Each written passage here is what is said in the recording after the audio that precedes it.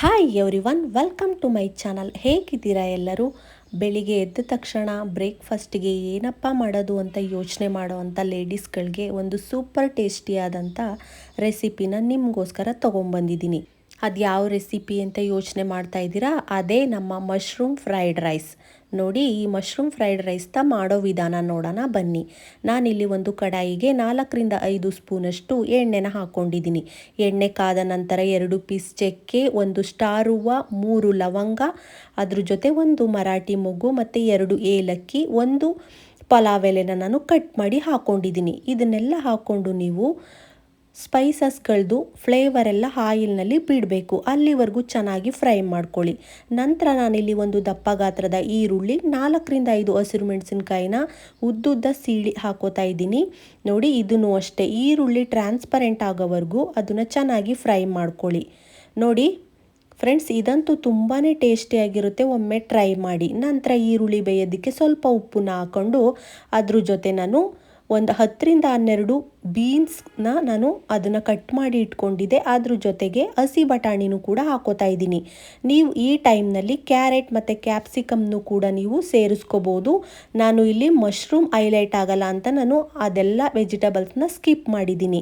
ಬರೀ ಬೀನ್ಸ್ ಮತ್ತು ಬಟಾಣಿನ ಹಾಕ್ಕೊಂಡಿದ್ದೀನಿ. ಅದನ್ನು ಅಷ್ಟೇ ಬಟಾಣಿದೆಲ್ಲ ಹಸಿ ವಾಸನೆ ಹೋಗೋವರೆಗೂ ಚೆನ್ನಾಗಿ ಅದನ್ನು ಲಿಡ್ಡನ್ನ ಕ್ಲೋಸ್ ಮಾಡಿ ನೀವು ಫ್ರೈ ಮಾಡ್ಕೊಳ್ಳಿ. ನೋಡಿ, ಇವಾಗ ಆಲ್ಮೋಸ್ಟ್ ಹಸಿ ಬಟಾಣಿ ಅದ್ರದ್ದು ರಾ ಸ್ಮೆಲ್ಲೆಲ್ಲ ನೀಟಾಗಿ ಹೋಗಿದೆ. ಈ ಟೈಮ್ನಲ್ಲಿ 1 ಸ್ಪೂನಷ್ಟು ಬೆಳ್ಳುಳ್ಳಿ ಪೇಸ್ಟು, ಅರ್ಧ ಸ್ಪೂನಷ್ಟು ಶುಂಠಿ ಪೇಸ್ಟನ್ನ ಸೇರಿಸ್ಕೋತಾ ಇದ್ದೀನಿ. ನೋಡಿ, ಇದು ಶುಂಠಿ ಪೇಸ್ಟ್ನ ಹಾಕೋತಾ ಇದ್ದೀನಿ. ಅದನ್ನು ಅಷ್ಟೇ ಶುಂಠಿ ಬೆಳ್ಳುಳ್ಳಿ ಪೇಸ್ಟು ಸ್ವಲ್ಪ ರಾ ಸ್ಮೆಲ್ ಹೋಗಬೇಕು. ಅಲ್ಲಿವರೆಗೂ ನೀವು ಅದನ್ನು ಸ್ವಲ್ಪ ಮಿಕ್ಸ್ ಮಾಡಿ ಫ್ರೈ ಮಾಡಿಬಿಟ್ಟು ಲಿಡ್ಡನ್ನ ಕ್ಲೋಸ್ ಮಾಡಿ 1-2 ನಿಮಿಷ ಕುದಿಯೋದಕ್ಕೆ ಬಿಡಿ. ನೋಡಿ, ಲಿಡ್ಡನ್ನ ಕ್ಲೋಸ್ ಮಾಡಿದ್ದೀನಿ. ಇವಾಗ ಓಪನ್ ಮಾಡ್ತೀನಿ. ಅದು ಚೆನ್ನಾಗಿ ಅದ್ರದ್ದು ರಾ ಸ್ಮೆಲ್ಲೆಲ್ಲ ನೀಟಾಗಿ ಹೋಗಿದೆ. ಈ ಟೈಮ್ನಲ್ಲಿ ನಾನು 300 ಗ್ರಾಮಷ್ಟು ಮಶ್ರೂಮ್ನ ನೀಟಾಗಿ ತೊಳೆದು ಅದನ್ನು ಸ್ವಲ್ಪ ಮೀಡಿಯಮ್ ಸೈಜ್ನಲ್ಲಿ ಕಟ್ ಮಾಡಿ ಇಟ್ಕೊಂಡಿದ್ದೀನಿ. ನೀವು ಪೂರ್ತಿ ಸಣ್ಣದಾಗಿ ಹಾಕ್ಬಿಟ್ರೆ ಏನಾಗುತ್ತೆ, ಮಶ್ರೂಮ್ ಫ್ರೈ ಆಗ್ತಾ ಅದು ಸಿಂಕ್ ಆಗಿಬಿಡುತ್ತೆ. ಅದು ಫ್ರೈಡ್ ರೈಸ್ನಲ್ಲಿ ನಮಗೆ ಸಿಗೋದೇ ಇಲ್ಲ. ಆದ್ದರಿಂದ ಇಷ್ಟು ಮೀಡಿಯಮ್ ಸೈಜ್ನಲ್ಲಿ ನೀವು ಕಟ್ ಮಾಡಿಕೊಂಡ್ರೆ ಸಾಕು. ನೋಡಿ, ಮಶ್ರೂಮ್ನ ಹಾಕಿ ಅದನ್ನು ಅಷ್ಟೇ ಚೆನ್ನಾಗಿ ಫ್ರೈ ಮಾಡಿ ಲಿಡ್ಡನ್ನ ಕ್ಲೋಸ್ ಮಾಡಿ 1-2 ನಿಮಿಷ ಅದನ್ನು ಹಾಗೆ ಫ್ರೈ ಆಗೋದಕ್ಕೆ ಬಿಡಿ.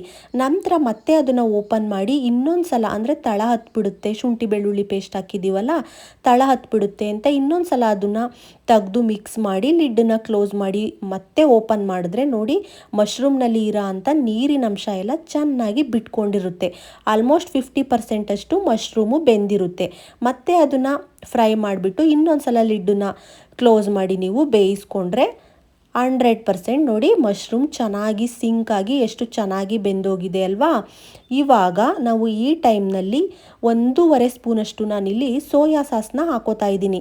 ಸೋಯಾ ಸಾಸ್ನ ಹಾಕ್ಕೊಂಡು ಸ್ವಲ್ಪ ಫ್ರೈ ಮಾಡಿದ ನಂತರ 1-2 ಸ್ಪೂನಷ್ಟು ನಾನಿಲ್ಲಿ ಟೊಮೆಟೊ ಸಾಸ್ನ ಹಾಕೋತೀನಿ. ಟೊಮೆಟೊ ಸಾಸನ್ನು ನಿಮ್ಮ ರುಚಿಗೆ ತಕ್ಕಂತೆ ಕಡಿಮೆ ಮತ್ತು ಸ್ವಲ್ಪ ಜಾಸ್ತಿ ಮಾಡ್ಕೋಬೋದು. ನೋಡಿ, ಅದನ್ನು ಅಷ್ಟೇ ಹಾಕ್ಕೊಂಡು ಚೆನ್ನಾಗಿ ಫ್ರೈ ಮಾಡ್ಕೊಳ್ಳಿ. ನಾನಿಲ್ಲಿ ವೈಟ್ ವಿನಿಗರ್ನ ಯೂಸ್ ಮಾಡ್ಕೊಂಡಿದ್ದೀನಿ. ನೀವು ಬೇಕಿದ್ದರೆ ಲೆಮನ್ದು ರಸ ಇರುತ್ತಲ್ಲ ಅದನ್ನು ಕೂಡ ಹಾಕ್ಕೋಬೋದು. ವಿನಿಗರ್ನು ಹಾಕ್ಕೊಂಡು ನೋಡಿ ಫ್ರೆಂಡ್ಸ್, ಈ ಸಾಸ್ನಲ್ಲಿ ಒಂಥರ ರಾ ಸ್ಮೆಲ್ ಇರುತ್ತೆ, ಅದೆಲ್ಲ ಚೆನ್ನಾಗಿ ಹೋಗಬೇಕು. ಇದನ್ನೆಲ್ಲ ಮಿಕ್ಸ್ ಮಾಡಿ ನೀವು ಲಿಡ್ಡನ್ನು ಕ್ಲೋಸ್ ಮಾಡಿ 1-2 ನಿಮಿಷ ಕುದಿಯೋದಕ್ಕೆ ಬಿಡಿ. ನೋಡಿ, ಇವಾಗ ಓಪನ್ ಮಾಡಿದ್ದೀನಿ. ಆಲ್ಮೋಸ್ಟ್ ಚೆನ್ನಾಗಿ ಸಾಸ್ಗಳೆಲ್ಲ ಚೆನ್ನಾಗಿ ಫ್ರೈ ಆಗಿದೆ. ನೋಡಿ, ಈ ಟೈಮ್ನಲ್ಲಿ ಇನ್ನೊಂದು ಸ್ವಲ್ಪ ಉಪ್ಪಿನ ಪುಡಿನ ಸೇರಿಸ್ಕೊತಾ ಇದ್ದೀನಿ. ಅದ್ರ ಜೊತೆಗೆ 1 ಸ್ಪೂನಷ್ಟು ಧನಿಯಾ ಪೌಡರು, 1.5 ಸ್ಪೂನಷ್ಟು ಗರಂ ಮಸಾಲಾನ ಹಾಕೋತೀನಿ, ಮತ್ತು 1 ಸ್ಪೂನಷ್ಟು ಅರಿಶಿಣದ ಪೌಡರ್ನು ಕೂಡ ನಾನು ಸೇರಿಸ್ಕೋತೀನಿ. ಮತ್ತು ಆ ಮಸಾಲೆ ಪೌಡರ್ಗಳನ್ನೆಲ್ಲ ಹಾಕಿದ ನಂತರ ಇನ್ನೊಂದು ಸಲ ಅದನ್ನು ಫ್ರೈ ಮಾಡಿಬಿಟ್ಟು ಲಿಡ್ಡನ್ನ ಕ್ಲೋಸ್ ಮಾಡಿ 1-2 ನಿಮಿಷ ಅದನ್ನು ಬೇಯೋದಕ್ಕೆ ಬಿಡಿ. ನಂತರ ನಾನಿಲ್ಲಿ ಮಶ್ರೂಮ್ ಫ್ರೈಡ್ ರೈಸ್ದು ಮಸಾಲ ಪೌಡರ್ನ 1-2 ಸ್ಪೂನಷ್ಟು ಹಾಕೋತಾ ಇದ್ದೀನಿ. ಅದನ್ನು ಹಾಕಿಬಿಟ್ಟು ನೀವು ಮತ್ತೆ ಇನ್ನೊಂದು ಸಲ ಮಿಕ್ಸ್ ಕೊಡಬೇಕಾಗುತ್ತೆ. ಅದ್ರ ಜೊತೆಗೆ 1 ಸ್ಪೂನಷ್ಟು ನಾನು ಕರಿ ಕಾಳು ಮೆಣಸಿನ ಪೌಡರ್ನ ಹಾಕೋತಾ ಇದ್ದೀನಿ. ನೋಡಿ, ಇದನ್ನೆಲ್ಲ ಹಾಕ್ಬಿಟ್ಟು ಮಿಕ್ಸ್ ಮಾಡಿ ನೀವು ಮತ್ತೆ ಲಿಡ್ಡನ್ನ ಕ್ಲೋಸ್ ಮಾಡಿ 1-2 ನಿಮಿಷ ಅದನ್ನು ಬೇಯೋದಕ್ಕೆ ಬಿಡಬೇಕಾಗುತ್ತೆ. ನೋಡಿ, ಇವಾಗ ಕಂಪ್ಲೀಟಾಗಿ ಚೆನ್ನಾಗಿ ಎಲ್ಲ ಅದ್ರದ್ದು ರಾ ಸ್ಮೆಲ್ಲೆಲ್ಲ ಹೋಗಿ ನೀಟಾಗಿ ಪರಿಮಳ ಬಿಟ್ಕೊಂಡಿದೆ.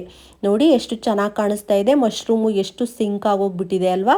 ಈ ಟೈಮ್ನಲ್ಲಿ ನಾನು ಆಲ್ರೆಡಿ ರೈಸ್ನ ಮಾಡಿ ಇಟ್ಕೊಂಡಿದ್ದೆ. ಬಿಸಿ ರೈಸನ್ನೇ ನಾನಿಲ್ಲಿ ಇವಾಗ ಫ್ಲೇಮ್ನ ಆಫ್ ಮಾಡಿದ್ದೀನಿ. ಇಟ್ಟಿದ್ದೀನಿ.